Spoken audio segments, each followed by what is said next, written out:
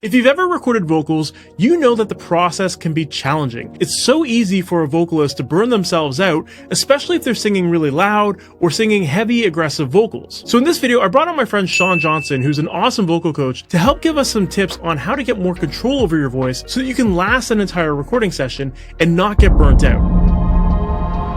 Hey, it's Sean from Vocal Academy. I've been a coach for a little over a decade. I specialize in teaching vocal anatomy and showing you how you can unlock your true voice so you can express yourself in ways that talking just can't. I'm here to show you how you can avoid vocal burnout as a singer, but also as a producer when you need to coach other artists that are in your studio. In order to show you that, there's a couple things I want to explain to you. One, we all have the same instrument. Unless you got in a crazy car accident or had some surgery that I don't know about, you have the same instrument as your favorite singers. They just don't have the habits that you have. Now sure, some people have thicker folds or bigger instruments or smaller, but the thing is that a guitar is a guitar no matter how big or small it is, right? We have to think about the instrument the same way we think about an engine. If you don't understand how the mechanics work, aka the vocal anatomy, you're going to be doomed to repeat the same issues over and over and over again and not be able to self-diagnose your actual problem. So in order to understand how the machine works, you have to understand how the exercises affect the machine, the same way different exercises affect your body. Like if I want stronger legs, why am I doing bicep curls?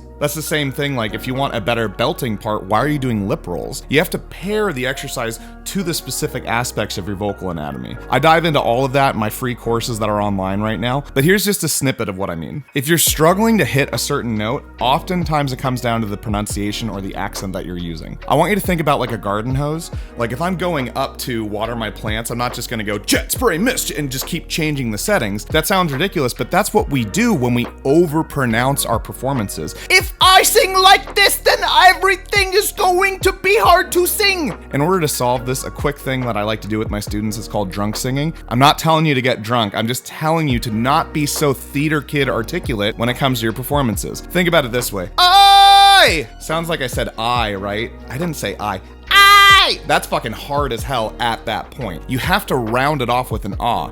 I! Now you could think about, oh, how do I translate all my lyrics? Or you could just talk like you're drunk. Because what happens when you're drunk? Hey, you know, I'm just like gonna keep slurring all words, but really everything that I'm saying right now is just in the place, and I'm not going into E. I'm not going into ooh. I'm just the entire time. So then when I sing, it sounds a lot cleaner. Remember, the lyrics are the words, they're not the notes. So stop treating them like they're more important than the notes. Now here's another quick lesson I like to teach. A lot of musicians are gonna be familiar with this, but they completely forget about it when they're singing, and that is just enough is all you need.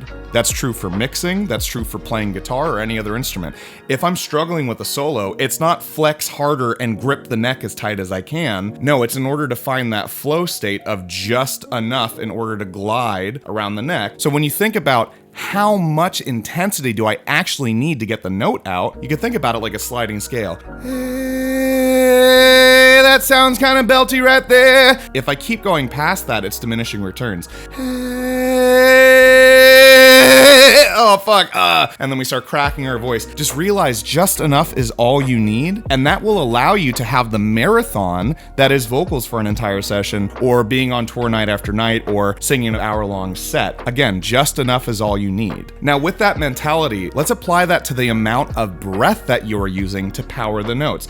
If I'm really breathy like this all the time, I'm just going to dry out my vocal folds and it's gonna be hard, and then I'm gonna get lightheaded and dizzy and all these other issues that happen when we overgas our instrument. Instead, I want you to think like a stoner. Again, I'm not telling you to get high, I'm just telling you to just gotta talk like this for a second. And then you'll notice that if you just push a little bit more, oh my God, it feels like I'm holding my breath. Now I'm not hyperventilating in the vocal booth. Now I'm not throwing everything at every single note and exhausting my instrument before the end of the night. So these little tips like holding your breath back with the stoner technique, not being so articulate using the drunk singing method, understanding that there are different exercises for different muscle sets inside your vocal anatomy, and that just enough is all you need. Everything past that, you're just gassing yourself. And finally, this is a hot take, but this really helps out a lot of my students when they're recording at home or on tour. It is an emotional instrument. I want you to sing like a robot. Use your emotions, but don't let your emotions use you. Think about it like if you're getting in a fight with somebody and you get really angry, you might say some stupid shit. Well, if you get really emotional and this all happens, your larynx is gonna shoot up and then you're gonna tighten that space that's in your mouth that is really used for resonance. If you can pull all of that back and take the emotion out of the performance, you are in so much more control of what the instrument is doing as opposed to letting the emotion ruin the performance. Think about it like this. If you call someone, you could tell when they're sad or angry, right? It is changing the space that's in their instrument. So therefore, these emotions do have an effect on your final performance and your takes. We're just scratching the surface of what we can do with this natural instrument that we were born with. The entire reason that I got into singing in the first place was because I could write the music, but this was still a mystery box. And having to outsource that to somebody else who might not see the artistic vision that I have with my songs, it just made sense for me to be self-sufficient when it comes to the creative process. And I'd love to be able to show you guys how to do that as well. So I actually have a free program that's linked below where we talk about your vocal anatomy and how to use it, how to pair exercises with different muscle sets,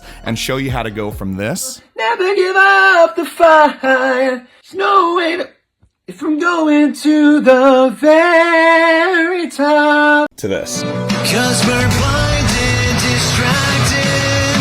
We can't even see. They drag us along whichever way they please. In the fastest time possible. If that sounds interesting to you, just click the link below. I'll see you inside, and thanks for your time. Bye.